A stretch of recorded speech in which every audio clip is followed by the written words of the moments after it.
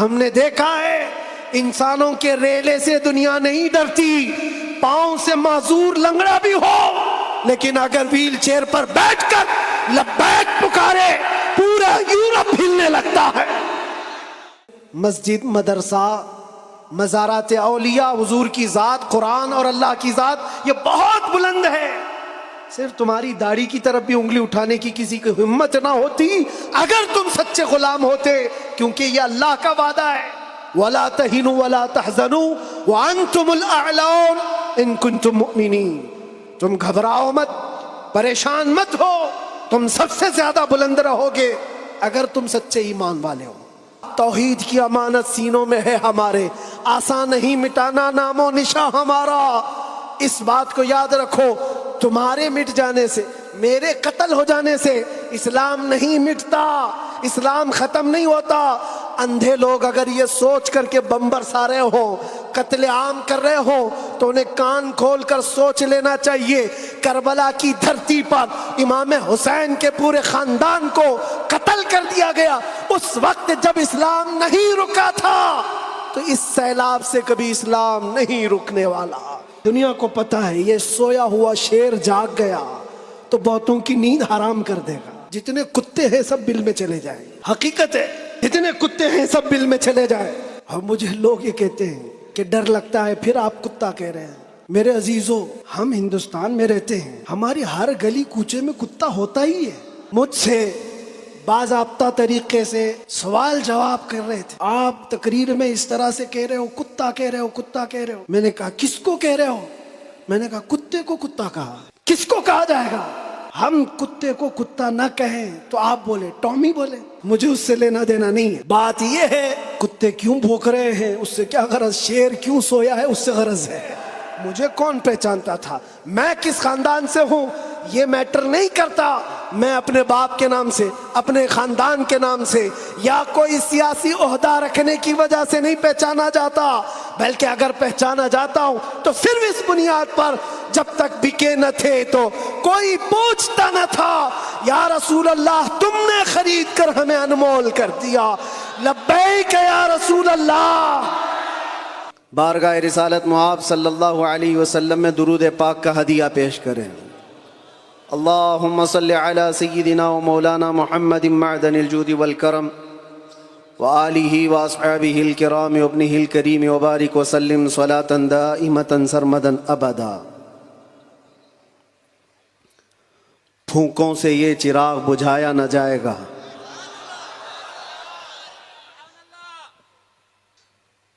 میرے عزیزو، یہاں سے ہم اپنی گفتگو کا آغاز کرتے ہیں۔ آپ کے ہاں اتنا بڑا مجمع جو بیٹھا ہوا ہے، میں محسوس کرتا ہوں کہ علم کا ایک قلعہ آپ کے پاس موجود ہے، علماء کا ایک ذخیرہ موجود ہے، اور بہترین بولنے والے علماء ہیں۔ ناظم اجلاس مجھ سے پیشتر جس طرح سے انہوں نے مدرسے کا تعارف کرایا ہے، اللہ تعالیٰ اس مدرسے کو ہمیشہ شاد و آباد رکھے، مرکز اہل سنت و جماعت، مرکز عشق رسول بنائے۔ ہماری یہاں پر اتنے لمبے سفر کر کے آنے کی ضرورت نہیں ہوتی، اور میں یہ جانتا ہوں کہ لوگ سننا کم اور دیکھنا زیادہ چاہتے ہیں، اور اس کی وجہ بھی ہے کہ دنیا اپنے اپنے حساب کے مجرے کرنے والے سیلیبریٹیز کو دیکھتی ہے، تو یہ امت محمدیہ ہے، نبی کے قیدی کو دیکھنا چاہتی ہے۔ ظاہر سی بات ہے، جیل سے چھوٹنے کے بعد آدمی چہرہ چھپا کے گھومتا ہے، ہوتا ایسی ہی ہے، جیل کاٹ کے آیا ہے، سزا کاٹ کے آیا ہے، لوگ اس کو دیکھ کر کے تانے مار رہے ہوتے ہیں اور وہ منہ چھپا کر گھوم رہا ہوتا ہے، لیکن یہ قانون ہر جگہ فٹ نہیں ہوتا۔ وہ اور ہوتے ہیں جو چہرہ چھپا کے گھومتے ہیں، جو نبی کے نام پر جاتے ہیں وہ یہاں بھی چہرہ اٹھا کے جیتے ہیں، اور انشاءاللہ قیامت کے دن بھی چہرہ ان کا سرخرو رہے گا۔ اس لیے کہ اقبال نے بہت اچھی بات کہی، آبرو ما زنا میں مصطفیٰ است، ہم سب کی عزت و آبرو مصطفیٰ کے نام سے وابستہ ہے۔ اور اللہ کریم قرآن عظیم میں ارشاد فرماتا ہے وَلِلَّهِ الْعِزَّةُ وَلِرَسُولِهِ وَلِلْمُؤْمِنِينَ، عزت اللہ کی ہے، رسول کی ہے اور مومنین کے لیے ہے۔ ہم نے دیکھا ہے میرے عزیزو، جن لوگوں کو آج سیلیبریٹی کہا جاتا ہے یا پاورفل شخصیت کہا جاتا ہے، سیاست میں آنے کی وجہ سے یا پھر گلیمر کی دنیا میں آنے کی وجہ سے، ٹیلی ویژن کے اوپر آنے کی وجہ سے، ان کے حالات ایسے ہیں کہ جب تک جوانی ہے ان کی چاندنی ہے، اور جب تک ان کا شباب ہے وہ چمک رہے ہیں۔ جہاں چہرے پہ جھریاں پڑ گئی نیا ہیرو آ جائے گا، دنیا ایک نیا ہیرو اپنا ڈھونڈ لیتی ہے، اور یہ دنیاوی حسن و جمال پر اترانے والوں کی زیادہ لائف نہیں ہوتی، وہ برقرار نہیں رہ سکتے، نہ ہی سیاست کی کرسی پر بیٹھ کر کے اقتدار جمانے والے، ہم نے ان کو بھی دیکھا ہے، نئی پارٹی آئی اور بوڑھے کو سائیڈ میں لگا دیا گیا۔ اب بوڑھوں کو کوئی پوچھتا بھی نہیں ہے، 40 سال بیچارے خدمت کرتے رہے اور آج ریٹائرمنٹ کی کربناک زندگی گزارنے پر مجبور ہو گئے۔ لیکن یہ مصطفیٰ کی غلامی کی دنیا الگ ہے۔ یہاں حضور پاک صلی اللہ تعالیٰ علیہ وسلم کا غلام ایک عالم دین جتنا بوڑھا ہوتا جاتا ہے اتنی عزت اس کی بڑھتی چلی جاتی۔ یہاں بوڑھوں کی عزت کم نہیں ہوتی، بلکہ اس کو بوڑھا کہاں کہتے ہیں؟ جوان بیٹھے ہوتے ہیں لیکن بوڑھے عالم دین کو فیصل بنا کر بٹھاتے ہیں۔ جو زیادہ عمر والا ہو گیا، وہ تجربے والا زیادہ ہو گیا، اس کی عزت بڑھتی چلی گئی، اس لیے کہ یہ عزت پاؤڈر لالی کی عزت نہیں ہے، یہ میرے مصطفیٰ کے قدموں سے حاصل کی ہوئی عزت ہے۔ ہم نے دیکھا ہے مرشد گرامی حضور تاج الشریعہ بدر الطریقہ کو، عمر 75 سال کی ہو گئی، بڑھاپا تھا، لیکن ایک جگہ انہیں بٹھا دیا جائے اور لاکھوں کو ایک طرف، دنیا لاکھوں کو دیکھنا چھوڑ دے گی، اس ایک مرد قلندر پر دیکھتی رہ جائے۔ کیا یہ حقیقت نہیں؟ ان کو دیکھی ہوئی آنکھیں موجود ہوں گی۔ وہ حسن و جمال نبی پاک صلی اللہ تعالیٰ علیہ وسلم کی غلامی سے حاصل کیا ہوا حسن و جمال ہے۔ اسی لیے میرے عزیزو یاد رکھو، اسی بات پر میں کہتا ہوں، آبرو ما زنا میں مصطفیٰ است، ہم سب کی عزت و آبرو مصطفیٰ کے نام سے ہے۔ ہرچے دری دنیا باد مصطفیٰ است، جو کچھ اس دنیا میں ہمارے پاس ہے وہ نبی کے بعد ہے۔ جو بھی رشتہ ناتا ہے، جو بھی تعلق ہے، وہ سب حضور پاک کے بعد ہے۔ نبی سے ہو جو بیگانہ اسے دل سے جدا کر دے، پدر مادر برادر جان و مال ان پر فدا کر دے۔ یہ ایمان کا تقاضا ہے اور ایمان اسی کا نام ہے۔ اور اعلیٰ حضرت امام اہل سنت فاضل بریلوی کیا فرماتے ہیں؟ ایمان کسے کہتے ہیں؟ اس کی دو چند مثالیں آپ کے سامنے رکھتا ہوں، اور جب یہ ایمان آ جائے تو میرے عزیزو، یہ جو آندھیاں چل رہی، یہ جو طوفان آئے ہوئے ہیں، یہ رخ موڑ لیں گے۔ اس لیے کہ سنا ہے قدسیوں سے میں نے کہ وہ شیر پھر ہوشیار ہوگا۔ اقبال نے کہا تھا، نکل کر کے صحرا سے جس نے الٹ دیا تھا تخت روما کو، سنا ہے قدسیوں سے میں نے کہ وہ شیر پھر ہوشیار ہوگا۔ وہ مکہ کے رہنے والے، مدینہ طیبہ کی چٹائیوں پر بیٹھنے والے، ایک کھجور پر پورا دن اکتفا کرنے والے، پیوند لگے کپڑے پہننے والے، وہ رسول پاک کے غلام، لیکن نکلے تھے مکہ سے پیوند لگے کپڑے بغیر چپل کے۔ اس وقت کی دو سپر پاور طاقتوں کو گھٹنے ٹیکنے پر مجبور کر دیا تھا۔ تخت روما کو الٹ دیا تھا، رومن ایمپائر، اور پرشین ایمپائر جن کو قیصر و کسریٰ کہا جاتا ہے، دونوں کو جھکنے پر مجبور کر دیا تھا۔ تاریخ کی یہ سچائیاں بتاتی ہیں۔ کون لوگ تھے وہ؟ خالد بن ولید، سیف اللہ المسلول، 4 لاکھ صلیبیوں کے سامنے مقابلے کے لیے کھڑے تھے۔ تو صلیبیوں کے بادشاہ نے کہا تھا کہ یہ عرب کے بدو، یا عرب کے دیہاتی لوگ ہم سے لڑنے آئے جو رومن ایمپائر کے فوجی ہیں، اسلحے سے لیس ہیں، طاقت سے بھرپور ہیں، تو خالد بن ولید نے کیا کہا تھا جانتے ہو؟ آپ نے کہا تھا رومیو، جس طرح تمہارے فوجی شراب پسند کرتے ہیں، ہم وہ فوج لے کر کے آئے ہیں، تمہاری شراب سے زیادہ ہم شہادت پسند کرتے ہیں۔ یہ وہ لوگ ہیں جو شہادت کے لیے جیتے ہیں۔ عزیزان گرامی وقار، وہ ایمان کامل جب آ جائے تو پھر یہ طوفان اور یہ آندھیاں اپنا رخ موڑ لیں گی۔ آج وجہ یہی ہے، ان سے پھرے جہاں پھرا پھرائی کمی وقار میں، ان کے جو ہم غلام تھے خلق کے پیشوا رہے۔ حضور پاک صلی اللہ تعالی علیہ وسلم کی غلامی سے جہاں کہیں تم منہ پھیرو گے، تھوڑا سا بھی ہٹو گے، عزت نکال لی جائے گی، عزت ختم کر دی جائے گی۔ تمہیں جو مرتبہ ملا ہے وہ خیر امت ہونے کا، وہ حضور کی غلامی کی وجہ سے ملا ہے۔ عمر ابن خطاب رضی اللہ تعالیٰ عنہ 36 لاکھ اسکوائر کلومیٹر پر حکومت کرتے تھے۔ تب آپ نے یہ نہیں کہا خطاب کا بیٹا عمر اتنے بڑے خطے پر نگران حکومت کر رہا ہے، بلکہ آپ نے کہا تھا ہمیں آج جو عزت ملی ہے وہ حضور کی غلامی کی وجہ سے ملی۔ وہ فخر یہ کرتے تھے۔ خالد بن ولید 125 جنگوں میں گئے، ہر جگہ فتح یابی، ہر جگہ فتح۔ کبھی خالد بن ولید نے یہ نہیں کہا میرے بازوؤں میں وہ طاقت ہے کہ میں ہر پہلوان کو زیر کر دیتا ہوں، جس جنگ میں جاتا ہوں فتح کے جھنڈے گاڑ دیتا ہوں۔ نہیں، خالد بن ولید کا ایمان تو یہ تھا کہ ان کے سر پر ایک ٹوپی تھی جس میں حضور کے 3 موئے مبارکہ تھے۔ وہ فتح کا صحرا انہی موئے مبارک کو دیتے اور کہتے یہ نسبت میرے ساتھ ہے، اس لیے اللہ مجھے ہر جگہ فتح عطا کرتا ہے۔ انہیں جو عزتیں ملی تھی دنیا میں، جو اقتدار ملا تھا، وہ حضور کی غلامی کی بنیاد پر، اور آج ہمارے پاس جو عزت ہے وہ حضور کی غلامی کی وجہ سے۔ نبی پاک صلی اللہ تعالی علیہ وسلم کی بات کرتے رہو۔ ایک جملہ میں اکثر کہا کرتا ہوں، ان کی بات کرو ہر دل پہ راج کرو، ان کی بات کرو ہر دل پہ راج کرو۔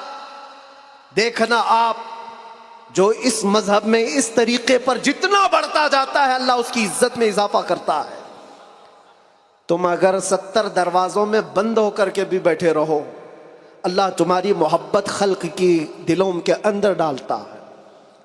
ہم نے ایسے ایسے علاقوں کا سفر کیا جس کا نام میں نے زندگی میں کبھی سنا ہی نہیں، گاؤں ہے، دیہات ہے۔ راجستھان کے علاقے سے کچھ حضرات آئے تھے، نہایت غریب علاقے کے لوگ، اور مجھ سے بعد رمضان آ کر ایک مفتی صاحب تھے، اس کے نمائندے تھے، انہوں نے کہا ہمارے قافلے میں یا جس جگہ سے میں نمائندہ بن کر کے آیا ہوں وہاں کے لوگوں میں غریب لوگ ہیں، 3 مہینے تک انہوں نے صرف آپ کے لیے روزے رکھے، مطلب اللہ رب العزت کے لیے، کہ آپ جب اندر تھے ان روزوں کے ذریعے سے اللہ تبارک و تعالی رحم فرمائے۔ یہ باتیں میں نے ایک جگہ سے نہیں، دنیا کے کتنے خطوں سے سنا۔ ہر جگہ سے لوگ یہ جو دعاؤں کا سلسلہ رکھے ہوئے تھے، کس نے ان کو دعاؤں کے لیے آمادہ کیا تھا؟ کون ہے؟ یہ ساری خلقت مجھے پہچاننے والی کیسے بن گئی؟ ان کے دلوں کے اندر کون ڈالا کہ 8 مہینے دروازوں کے اندر ایسا بند تھا کہ میرے بچے مجھے نہیں دیکھ سکتے تھے، میرے بھائی بہن مجھے دیکھ نہیں سکتے، مجھے ملاقات کرنے کی بھی اجازت نہیں دی جاتی۔ جب اتنے دروازوں کے اندر بند رکھا گیا تھا جہاں چڑیا بھی نہ اڑے، لیکن میں نے یہ محسوس کیا لاکھوں دلوں میں اللہ رب العزت نے محبت ڈال رکھی تھی۔ اس کی وجہ یہ ہے، چوری کر کے گیا ہوتا، لوٹ مار کر کے گیا ہوتا تو لوگ یہی کہتے کہ کچرا تھا چلا گیا۔ حضور پاک کی بات کر کے جائے تو مرنے کے بعد بھی اللہ اس کو دلوں کے اندر زندہ رکھتا۔ یہ تو قید خانے کے اندر گیا جہاں سے آنے کی امید ہوتی ہے، قبر کے اندر بھی جائے تو اللہ تعالیٰ اس کا نام زندہ رکھتا ہے۔ اسی لیے میرے عزیزوں، ایک نقطے کو سمجھ جاؤ، حضور پاک صلی اللہ تعالی علیہ وسلم کی محبت اور ان کی غلامی یہ اصل ایمان ہے. اور یہ ایمان جس وقت آ جائے بڑے بڑے طوفانوں کا وہ مقابلہ کر سکتا ہے. آج پوری دنیا کے مشاہدے سے یہ پتہ چلتا ہے ہنگامے اتنے ہو چکے، اتنے خطرناک طریقے سے امت کو لرزا دیا گیا ہے، لیکن اس امت کا حال یہ ہے کہ یہ خواب گراں میں ہے، یہ ایک لمبی نیند میں ہے. ہمارے نوجوان، وہ بچے جن کو میں آج بھی نشے کے اڈوں پر دیکھتا ہوں تو دل روتا ہے. جیل کے قیدیوں میں اکثر وہ لوگ تھے جو نشہ کرتے تھے یا بیچتے تھے، پکڑے گئے اور اندر آئے. نام کتنے اچھے ہیں تمہارے اور کام کس طرح کے ہیں. کئی لوگوں نے توبہ کیا، لیکن وہ ایک جیل کی بات نہیں، یہاں تقریباً 10 جیلوں میں یہی حال ہے. اے نوجوانوں، یاد رکھو ایک بات، اگر حضور سے محبت کرتے ہو تو ہر جمعرات کو تمہارے اعمال فرشتے حضور کی بارگاہ میں لے جاتے ہیں. ہر جمعرات کو فرشتے تمہارے نام کے ساتھ حضور کی بارگاہ میں پیش کرتے ہیں، فلاں بن فلاں نے ہفتے بھر یہ کام کیے. حضور پاک صلی اللہ علیہ وسلم فرماتے ہیں میں اپنے ہر امتی کو اس کے باپ کے نام سے پہچانتا ہوں، ہر امتی کو پہچانتا ہوں. جب اس کے برے اعمال مجھ تک پہنچائے جاتے ہیں تو مجھے غم ہوتا ہے، میں استغفار کرتا ہوں اللہ کی بارگاہ میں. اور جب اچھے اعمال پیش کیے جاتے ہیں تو اللہ کی بارگاہ میں شکر بجا لاتا ہوں. تھوڑا اپنی زندگی کے اوپر نظر ڈال کر دیکھو، کتنے ہفتے ایسے گزر گئے ہوں گے کہ جب ہمارے برے اعمال حضور کی بارگاہ میں پیش کیے جا رہے ہو. کیا یہ اب بھی بدلنے کا وقت نہیں ہے نوجوانوں؟ دنیا یہ چاہتی ہے کہ تم نشے کے اڈوں میں کھوئے رہو. کچھ علاقوں میں ایسے بھی میں نے دیکھے ہیں جہاں بڑے بڑے لوگوں کا انہیں سپورٹ ہے کہ کرو تم نشہ، بیچو تم نشہ، تمہاری نسلیں برباد ہو جائیں، تمہارا علاقہ برباد ہو جائے. آج سے صرف 70 سال پہلے کی بات ہے، ہمارے اس ملک میں ایجوکیشن لیول اس وقت بھی مسلمانوں کا سب سے اوپر تھا. اور آج آپ بخوبی دیکھ سکتے ہیں کس طرح سے ہمیں پکارا جا رہا ہے، کیسے ہمیں تانے دے کے سارے ڈیبیٹ کیے جا رہے ہیں. کہاں کہاں تمہیں پنچر مین کہا جاتا ہے. کیوں؟ یہ وہ قوم ہے جو پوری دنیا کو علم سکھانے آئی ہے. خیر امت تم تھے، ان سے پھرے جہاں پھرا پھرائی کمی وقار. آپ کو ایک بات میں بتاؤں، یہ رونا کب تک روتے رہو گے؟ یہ ہماری جائیدادیں لوٹ رہے ہیں، یہ ہمارے وقت کی املاک کو ہڑپ کرنے جا رہے ہیں. دین پر، قرآن پر، اسلام پر، حضور کی ذات پر، ہر چیز پر نشانے اور ہر چیز پر انگلیاں اٹھائی جا رہی. تم کب تک احتجاج کرتے رہو گے؟ کب تک سڑکوں پر آؤ گے؟ کب تک اپنی آوازیں اٹھا کر کے پوچھتے رہو گے؟ کیا تمہارا کام صرف اتنا ہی رہ گیا؟ ایک بات یاد رکھو، جو ڈاکو ہوتا ہے اس کا کام ہی ہے لوٹنا. آج وہ کیا لوٹ رہے ہیں، کس پر ڈاکہ ڈال رہے ہیں، میں اس کی بات نہیں کرتا. مجھے رہزنوں سے غرض نہیں، تیری رہبری کا سوال ہے. تم امت مصطفیٰ ہو، تم کن کاموں میں مصروف ہو یہ دیکھنے کی بات ہے. مجال نہیں ہوتی میرے عزیزوں. مسجد، مدرسہ، مزارات اولیاء، حضور کی ذات، قرآن اور اللہ کی ذات یہ بہت بلند ہے. صرف تمہاری داڑھی کی طرف بھی انگلی اٹھانے کی کسی کی ہمت نہ ہوتی اگر تم سچے غلام ہوتے، کیونکہ یہ اللہ کا وعدہ ہے، وَلَا تَهِنُوا وَلَا تَحْزَنُوا وَأَنْتُمُ الْأَعْلَوْنَ إِن كُنتُم مُؤْمِنِينَ. تم گھبراؤ مت، پریشان مت ہو، تم سب سے زیادہ بلند رہو گے اگر تم سچے ایمان والے ہو. اور ایمان کسے کہتے؟ ایمان کسے کہتے؟ لا یؤمن احدکم حتی اکون احب الیہ من والدہ وولدہ والناس اجمعین. یہ میرے آقا صلی اللہ علیہ وسلم فرماتے ہیں تم میں سے اس وقت تک کوئی پورا مومن نہیں ہو سکتا جب تک کہ ساری دنیا تمہارے مال، اولاد، ماں باپ سب سے زیادہ مجھ سے محبت نہ کرے. اور ابھی میں سوال کرتا ہوں، سارے ہاتھ بھی اٹھا دیں گے، بہت سارے کھڑے بھی ہو جائیں گے، جوش میں بھی آ جائیں گے۔ صرف اگر میں اتنا پوچھوں، کیا آپ اپنے نبی پاک صلی اللہ علیہ وسلم سے اپنی جان سے زیادہ محبت کرتے ہیں؟ میں ہاتھ اٹھانے نہیں کہہ رہا ہوں، سب تو کہتے ہیں۔ یہ سوال ایسا ہے، حضرت ابوبکر شبلی کہتے ہیں اسی سوال سے میں ڈرتا ہوں ہمیشہ، کہ اگر کوئی پوچھ لے مجھ سے کیا تو حضور پاک صلی اللہ علیہ وسلم سے اپنی جان سے زیادہ محبت کرتا ہے، اس سوال سے تو میں ڈرتا ہوں۔ پوچھا گیا کیوں؟ کہا اس سوال کے جواب میں اگر نہ کہہ دیا تو ایمان ہی چلا گیا، وہ آدمی کا ایمان ہی ختم ہو گیا، اور اگر ہاں کہتا ہوں تو میرے اعمال مجھ کو کوستے ہیں۔ کہاں تو جان سے زیادہ محبت کی بات کر رہا ہے، اور کہاں تیرے عمل جس سے محبت کی جاتی ہے۔ تقاضا یہ ہے اپنا ہر عمل اپنے محبوب کے عمل کے مطابق ہونا چاہیے۔ اور حضور اکرم صلی اللہ علیہ وسلم نے یہ بھی فرمایا، لا یؤمن احدکم حتی یکون ہواہ تبعا لما جئت بہ، تم میں سے اس وقت تک کوئی مکمل مومن نہیں ہو سکتا جب تک وہ اپنی خواہشات کو میری مرضی کے مطابق نہ بنا دے۔ تمہاری اپنی خواہشات جو تم کہتے ہو نا یہ ہماری لائف ہے، ہمیں انجوائے کرنے دو، ہماری لائف ہے ہمیں جینے دو۔ کسی جوان کو پکڑ کر کے کہو مولانا صاحب ابھی تو ہماری 20-25 سال کی عمر ہے، جینے دو، عیش کرنے دو۔ اے نوجوان تجھے پتہ ہی نہیں یہ تیری زندگی نہیں ہے، یہ تیری لائف نہیں ہے۔ زندگی یہ نہیں کسی کی کسی کے لیے، زندگی ہے نبی کی، نہ سمجھ مرتے ہیں زندگی کے لیے، جینا مرنا ہے سب کچھ نبی کے لیے۔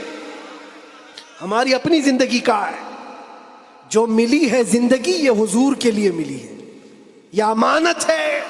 ابھی آپ نہیں سن رہے تھے امام اہل سنت فاضل بریلوی نے کیا فرمایا؟ جب بندہ اس مقام کو پہنچ جاتا ہے کہ اپنا سب کچھ حضور کے لیے قربان کرتا ہے اور پورا مومن بنتا ہے، تب جا کر کے وہ کہتا ہے یا رسول اللہ دہن میں زبان تمہارے لیے، بدن میں ہے جان تمہارے لیے، ہم آئے یہاں اور اٹھے بھی وہاں۔ یہ کب کہتا ہے بندہ؟ جب اس کا ایمان مکمل ہو جائے، میرا اپنا کچھ نہیں ہے، جو کچھ ہے وہ حضور کا ہے۔ دہن میں زبان تمہارے لیے، بدن میں ہے جان تمہارے لیے، ہم آئے یہاں تمہارے لیے، اٹھے بھی وہاں تمہارے لیے۔ یہ صحابہ کا مسلک تھا میرے عزیز، انہوں نے اپنے سارے رشتے حضور پاک کی مرضی پر لا کر ختم کر دیے تھے۔ سارے رشتے اگر حضور سے جدا ہیں تو ان کا کوئی رشتہ نہیں تھا، کوئی رشتہ نہیں تھا۔ آج ہمیں اس ایمان کو زندہ کرنا ہے۔ یہ عہد کر کے جاؤ، بڑے بڑے نعرے لگا کر، بڑے بڑے جلسے کر کے، جلوس کر کے، یا سڑکوں پر آ کر کے اگر تم یہ سوچتے ہو شکتی پردرشن سے بہت کچھ ہو جائے گا، دنیا جھکتی نہیں ہے، انسانوں کے ریلے سے نہیں ڈرایا جا سکتا۔ ہم نے دیکھا ہے انسانوں کے ریلے سے دنیا نہیں ڈرتی، پاؤں سے معذور لنگڑا بھی ہو لیکن اگر ویل چیئر پر بیٹھ کر لبیک پکارے پورا یورپ ہلنے لگتا ہے۔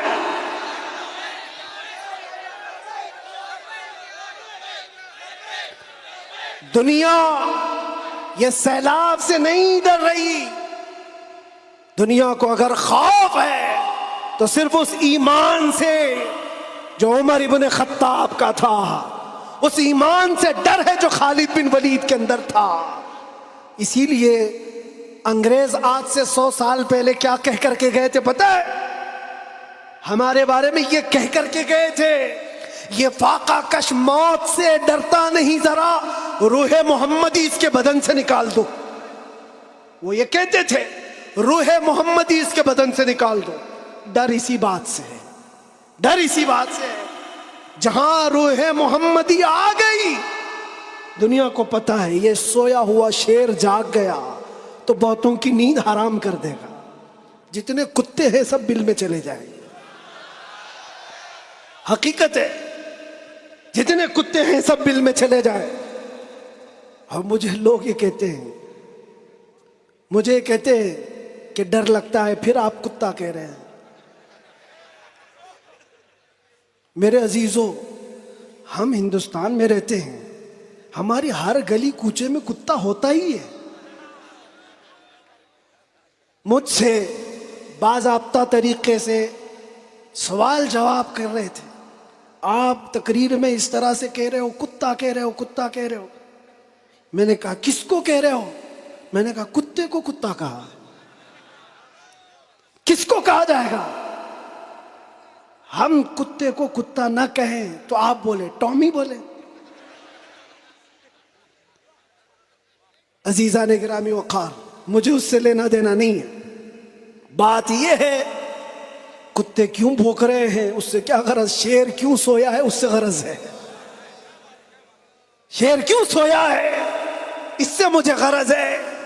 نبی پاک صلی اللہ تعالی علیہ وسلم کی امت بزدل تو نہیں ہو سکتی، بزدل نہیں ہو سکتی. ہم کفن بردوش ہیں. ہم دنیا میں آئے اللہ اکبر سن کر کے آئے، اور جائیں گے تو اللہ اکبر سن کر جائیں گے. ہے یا نہیں؟ پیدا ہوئے تھے تو کانوں میں کیا سن گے؟ کسی مولوی صاحب نے اذان دی تھی کہ نہیں دی تھی؟ اللہ اکبر کہا تھا کہ نہیں کہا تھا؟ ارے جس دن پیدا ہوئے تھے اسی دن کہا تھا. کیوں کہا تھا؟ یہ تجھے پتا چلے اللہ اکبر کا مطلب اللہ سب سے بڑا ہے، باقی کوئی بڑا نہیں ہے. دوسرے سے ڈرنے کی ضرورت نہیں، اللہ سب سے بڑا ہے. اور جب مرو گے تو امام صاحب جنازے پہ کھڑے ہو کر کے کیا کہیں گے؟ نماز کے لیے رکعت باندھیں گے کہ نہیں؟ اللہ اکبر. جاتے ہوئے بھی ہمارا یہ قانون ہے کہ وہ اللہ کو سب سے بڑا مان کر کے جا رہا ہے. تو پھر یہ بیچ کی زندگی میں ایرے غیرے نتھو کھیرے سے ڈر کیوں؟ زیادہ سے زیادہ یہاں یہ ہوگا جو ہمارے ساتھ ہوا ہے. میاں یہ تو چند دنوں کی بات تھی. صحابہ اکرام میں وہ لوگ ہیں جو 16 سال تک قید کی سزائیں کاٹے ہیں. حضور پاک صلی اللہ علیہ وسلم کے زمانے میں 16 سال تک قید رکھا گیا. وہ بھی آج مثالیں بہت ہیں، موجود ہیں. آزمائش کا دور، اگر اللہ نے ہماری زندگی میں یہ لکھا ہے تو وہ قبول کرو. اور یہاں آئے ہیں مرنے کے لیے، موت تو آنی ہے سب کی، لیکن ایک مومن موت سے ڈرتا نہیں. کیوں؟ موت اس کے لیے حادثہ ہے جس کا یہ سوچنا ہے کہ مرنے کے بعد جلنا ہے، مرنے کے بعد پھر پتہ نہیں کس شکل میں پیدا ہونا ہے. کتا پیدا ہونا ہے، بلی پیدا ہونا ہے، چوہا پیدا ہونا ہے، سانپ پیدا ہونا ہے. ڈر ہے. مومن موت سے ڈرتا نہیں، اس لیے کہ مومن کا یہ عقیدہ ادھر آنکھ بند ہوگی ادھر دیدار مصطفیٰ ہوگا. اور قبر میں بھی جائے تو کیا خوب کہا ہے ایک عاشق رسول نے، کیا خوب کہا ہے. جب منکر نکیر آ کر اسے اٹھائیں گے سوال جواب دینے کے لیے، تو عاشق مصطفیٰ جو قبر میں گیا وہ کیا کہتا ہے؟ اب تو پائے ناز سے اے فرشتوں کیوں اٹھوں، ارے مر کے پہنچا ہوں یہاں اس دل ربا کے واسطے. جس کے لیے مرا تھا وہ بھی تو وہاں ہوں گے. بس میرے عزیزو، گفتگو کو سمیٹتے ہوئے میں صرف اتنی بات کہوں گا، ان کے جو ہم غلام تھے خلق کے پیشوا رہے، ان سے پھرے جہاں پھرائی کمی وقار میں. تمہیں اللہ قرآن میں فرماتا ہے تم باعزت رہو گے، بلند رہو گے، کامیاب رہو گے، شرط یہ ہے کہ ہمیشہ ایمان کے ساتھ رہو. ایمان کے ساتھ رہو. اور ایمان کون سا ہے؟ مسجد میں تم سچے ہو گئے، بازار میں جھوٹے ہو گئے، یہ ایمان کا تقاضا نہیں ہے. تم تجارت پر بیٹھے ہو، لوگوں کو دھوکہ دے رہے ہو یا پھر چیٹنگ کر رہے ہو، یہ ایمان کا تقاضا نہیں. ایک صحابی رسول ہیں حضرت نعمان، ایک ملک گئے، وہ بادشاہ عیسائی تھا. جب اسے خبر ملی کہ عرب کے محمد صلی اللہ علیہ وسلم کا ایک سفیر آیا ہوا ہے، ایمبیسیڈر آیا ہے، تو اس بادشاہ نے ریشم کا قالین بچھایا اور سونے کی کلائی کی ہوئی کرسی رکھا ان کے استقبال کے لیے. لیکن جب وہ آئے صحابی رسول حضرت نعمان اپنی تلوار سے انہوں نے وہ قالین کو ہٹا دی. جو ریشم کا قالین بچھا ہوا تھا ہٹا دیا. کہا میں زمین پر چل کر جاؤں گا. پھر جب کرسی دیکھی سونے کی ہے ہٹا دیا. کہا میں عام کرسی پر بیٹھوں گا. بادشاہ نے کہا اتنا ایٹیٹیوڈ ہے, ہم نے آپ کے عزت کے لیے سب کیا تھا, ہم بہت عزت کرتے ہیں آپ کی. محمد صلی اللہ علیہ وسلم کے آپ سفیر بن کر کے آئے. اس صحابی نے کیا جواب دیا؟ کہا میں جس نبی کا ماننے والا ہوں اس نبی نے فرمایا مرد کے لیے ریشم کا استعمال حرام ہے, مرد کے لیے سونے کا استعمال حرام ہے, میں حرام چیز کا استعمال نہیں کر سکتا. وہ کہاں تھے؟ دوسرے ملک میں تھے. حضور کہاں ہیں؟ مدینے میں. بادشاہ نے کہا آپ تو بہت دور ہیں, وہ نبی کے ملک سے کافی دور ہیں, یہاں اگر آپ استعمال کر بھی لیں تو کیا خبر. اس صحابی نے جلال میں کہا میرا ایمان یہ ہے میں جس خطے میں بھی رہوں گا میرے نبی کا غلام بن کر رہوں گا. دھوکہ نہیں دے سکتا اپنے نبی کو کہ یہاں پر حضور کا غلام ہوں اور کسی جگہ غلام نہیں ہے. آپ سب کی بھی زندگی ایسی ہو کہ دنیا تمہیں کسی بھی جگہ دیکھے تو پہچان لے کہ حضور کا غلام ہے, سچ بولتا ہے, دھوکہ نہیں دیتا, جھوٹ نہیں بولتا. یہ تمہاری خصلتیں ہونی چاہیے, تمہاری عادتیں ہونی چاہیے. آج اگر کوئی یہ پوچھے نشہ کہاں ملتا ہے تو تمہارے محلے کی طرف کوئی اشارہ نہ کرے, کوئی تمہارے محلے کی طرف نہ آئے. سب کی یہ ذمہ داری ہر نوجوان کی کہ جانتے ہو حضور فرماتے تمہارے تلوے میں کانٹا بھی چبھے تو اس کے درد کا مجھے احساس ہوتا. وہ نبی, اور تم اگر نشہ کر کر کے اپنے آپ کو تباہ کر لو گے, اپنے آپ کو برباد کر لو گے, تو اس رسول کو بھی آپ ٹھیس پہنچا رہے ہو, حضور پاک صلی اللہ تعالی علیہ وسلم کو تکلیف پہنچا رہے ہو.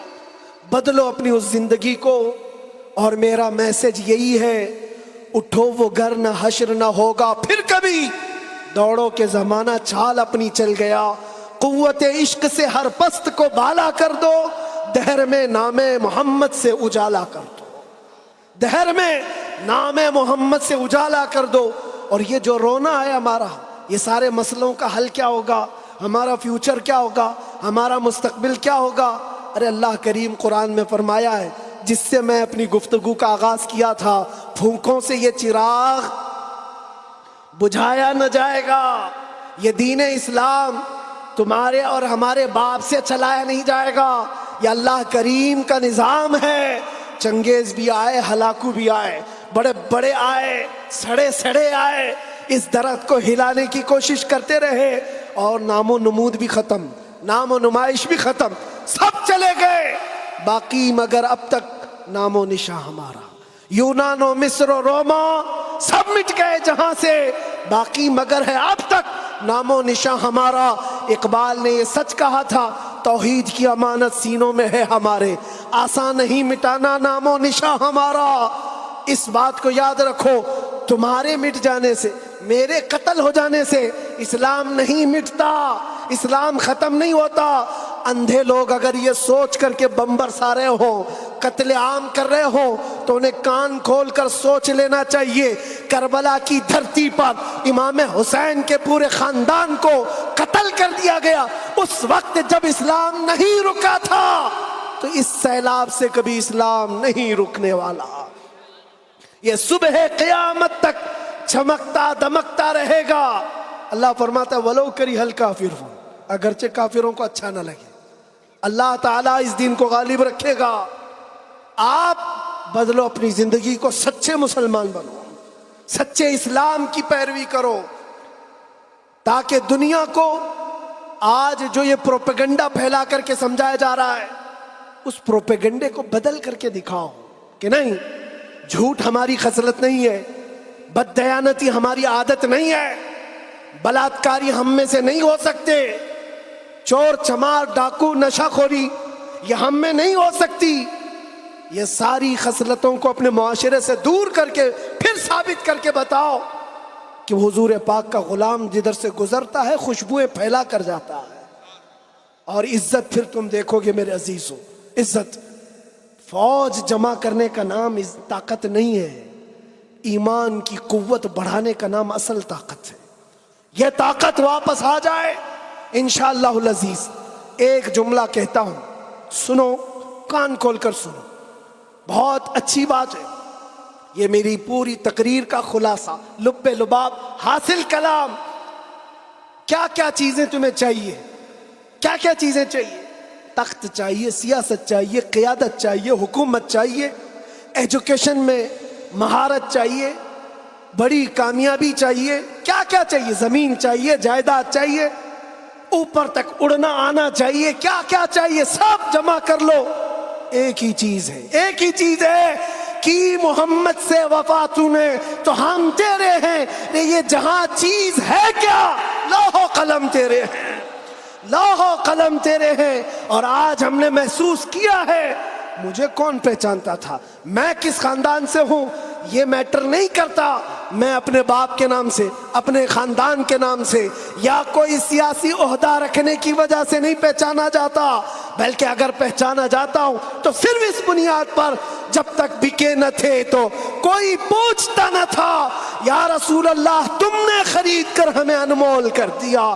لبیک یا رسول اللہ.